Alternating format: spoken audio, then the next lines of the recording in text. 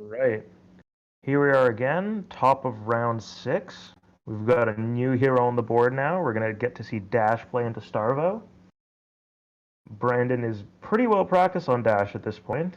I believe he's been repping her in most of the events for the past at least 3 or 4 months, possibly longer. And Shawn, we're seeing return to Starvo, as we saw in round 3 earlier today. So it looks like we're off to a start here. Looks like we're going to be seeing a very aggressive dash coming from Brandon today, opting to start with the Teklo Pounder. And I'm assuming that's normal Starvo equips from Shawn, although I can't quite tell from the glare. So we seem to be going right into it. And Brandon has elected to go first, so standard loading up the pistol, sinking more resources into loading up the pistol, and then arsenaling and passing.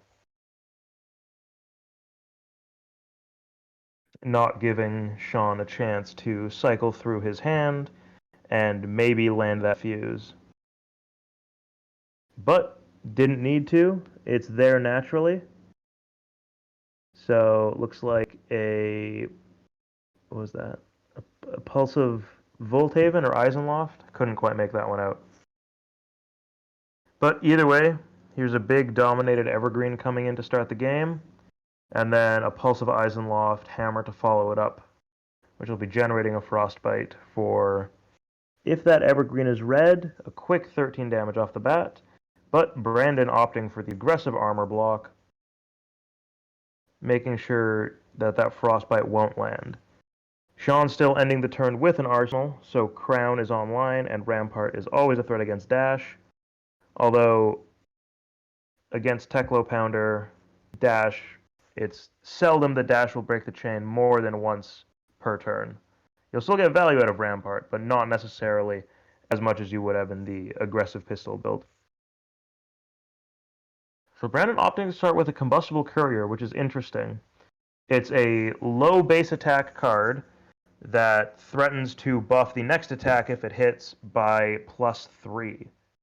So its low base power is slightly mitigated by the Teklo Pounder here, but Shawn could block this effect with a Crown, a Rampart, and one card still. And we'll see what he opts to go with. He's got an Oaken in hand.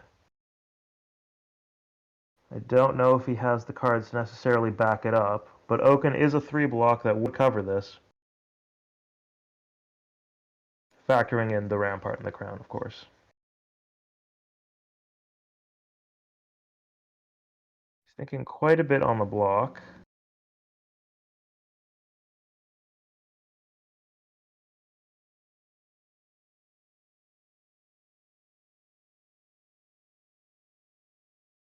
So we're starting with an Art of War.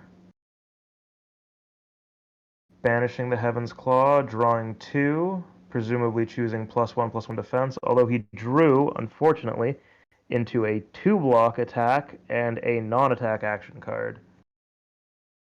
So that Art of War isn't doing him very many favors this turn. And I don't believe it gave him the cards necessary to fuse. So we're seeing the block with at least the Rampart, looking like we're changing life totals there. So presumably Combustible Courier has hit now. So this next attack will be nice and strong as well. Pitching for the throttle, hitting the boost, so it's going to be coming in for 9. Looking like a buffed Starvo attack at that point, with the go again, off the boost. Presumably ending... Oh, a payload he had there.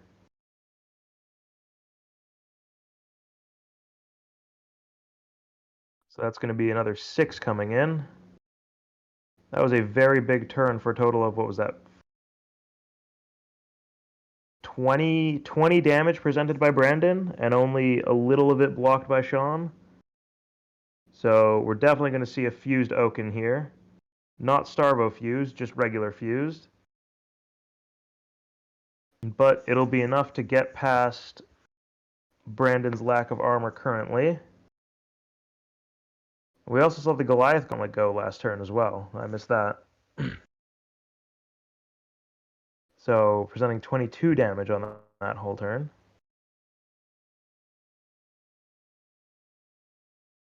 Brandon looks like opting to take all of it, leaving himself with 2 cards in hand.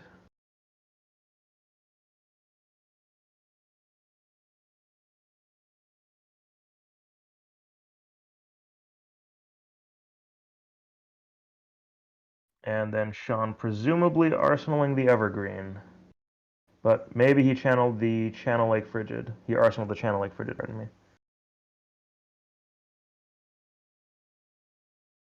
So Brandon did have a high octane in his turn. I'm not sure if it's still there. If it is, that'd be a great arsenal target to then come in and push Shawn's 19 life all the way down to something that he could potentially threaten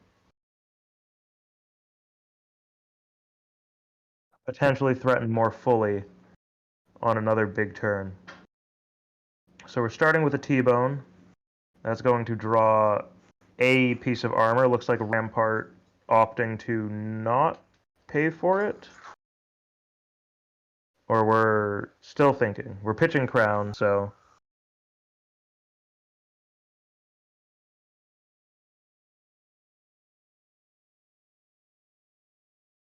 I think a lot of this game is going to come down to if Shawn's hand will fuse on this next turn.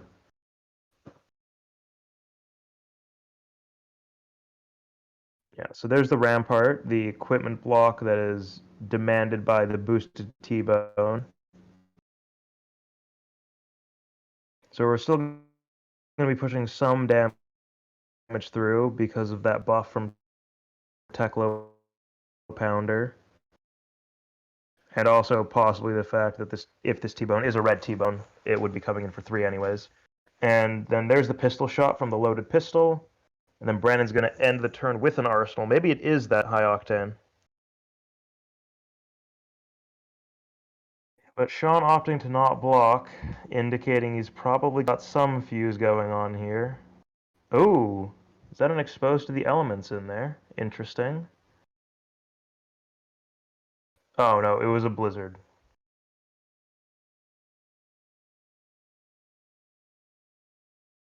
But seeing the channel lake now active,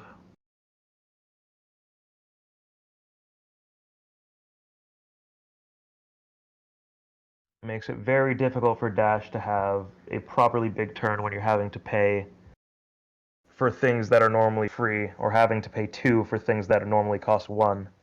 It adds up very, very quickly in the aggressive deck where you're looking to play out the 3 to 4 cards in your hand and only really pitching the 1.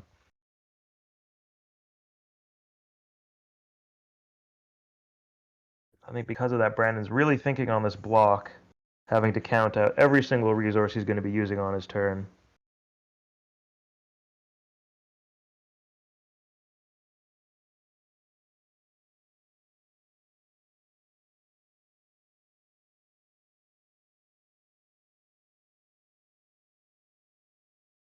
And then to add to the complexity, there's also that frostbite that is being threatened, and there we go. So Brandon deciding that that frostbite is very relevant to his turn, using the armor to block out that 1.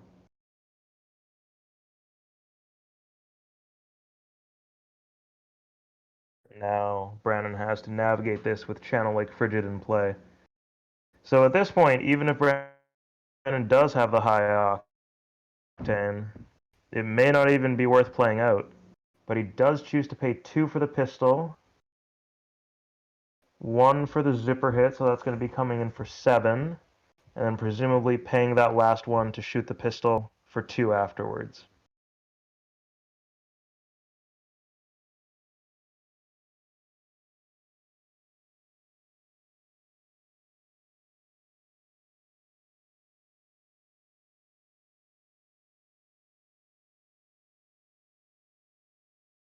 Blocking with the crippling crush. So Shawn is very much at the point where damage is starting to be much scarier than it was at the beginning of the game. Even though Dash doesn't have on hits, that Teklo Pounder adds up very quickly, as did that Combustible Courier earlier on. The Combustible Courier throttle payload turn was just the best way to get things off the ground here. So here's Shawn. Vanilla Spinal Crush. So this will demand at least 2 cards from Brandon, which at this point I think is a reasonable trade, because he'll still be able to push enough damage to force Shawn to block with some cards. I think Brandon's in quite a good spot.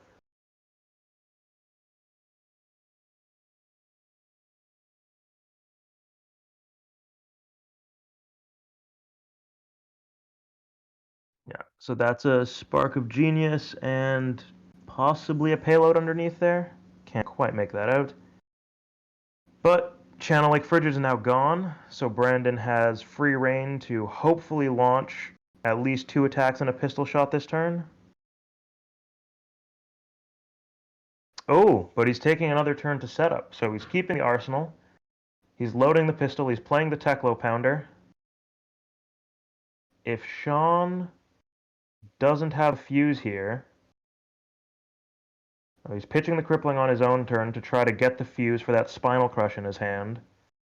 And it looks like he's short on the Earth, if I'm correctly identifying all 4 cards there.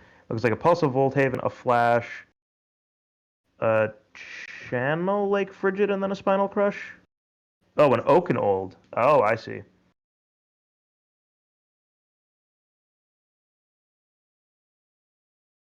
So this is just going to be an Oaken with no on-hit effect for 11 damage. I think depending on the strength of Brandon's hand here, he may just take the 11 and return for what would be looking to be an awful lot of damage if he has the right layout of cards in his hand.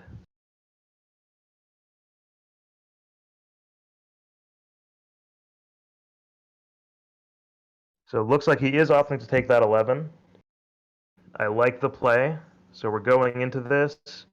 Brandon's got the most full hand he could possibly have. Last time he had this setup, he came in for a 22 damage turn, and it's starting off the exact same way. It's a buffed up Combustible Courier off the Teklo Pounder. I think Shawn is going to have to block this one out fully. I don't think he can risk taking the damage on this go.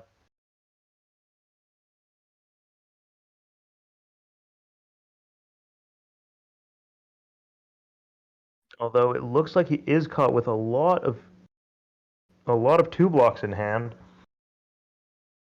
which is the very real downside to this Starvo deck now, especially since Autumn's Touch is gone. So there's 2 cards in a Rampart for a Combustible Courier, so we're still floating the 1 prevention from Crown of Seeds. Boosting, or not, pardon me, not boosting, using the resource generating effect of Teklo Foundry Heart now that he has boosted. 2 resources floating. There's a 0 to 60. Not sure what color it is. If it's red, Shawn is probably very threatened right now. He's low on cards. Although breaking that chain did bring that Rampart back in line and is now blocking for 2. There's the T-Bone, going to be demanding, costing a high octane, but it will be demanding a equipment block, presumably Crown of Seeds or Ironhide. It doesn't particularly matter, as neither will break. Neither will offer any defense, but neither will break at the end of the combat chain.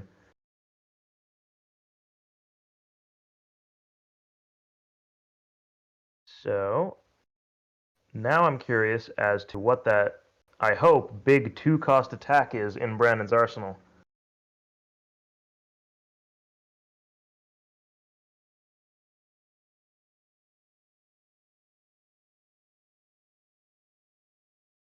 So Shawn's thinking he's committing the Ironhides. They're not going to do anything on this, but maybe they would be relevant on that next attack to see what happens.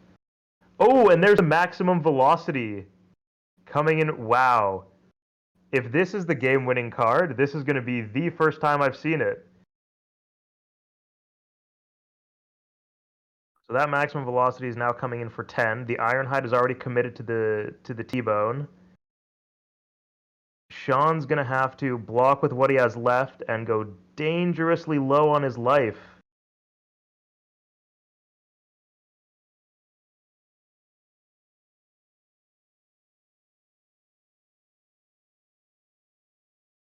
He's thinking about the block, and then he is committing 4 points of block over 2 cards, taking 6 damage.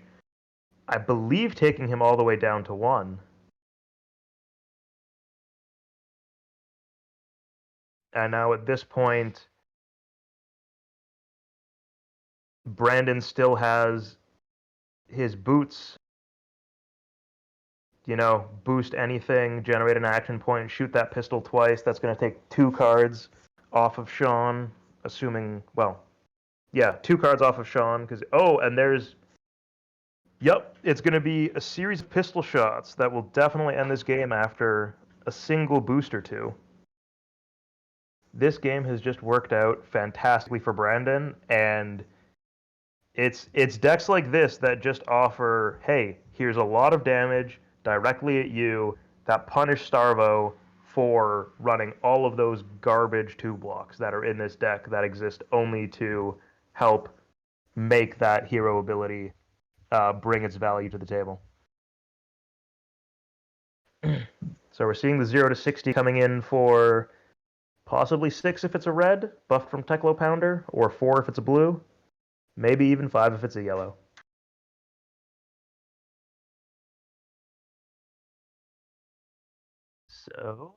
And we're seeing Tunic to add the Rampart, so that would be 6 off the 0 to 60. So that would have been a red.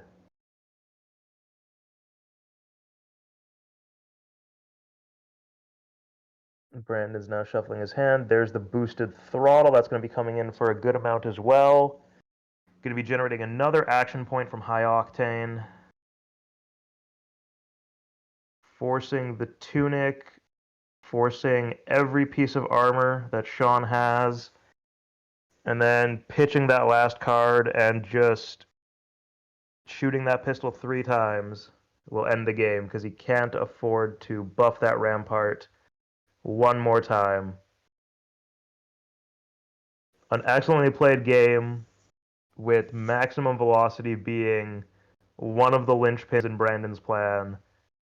I think this was, so far, my highlight of the day, seeing a card that doesn't normally see a lot of play in a deck that's just on the fringes of being very good, coming out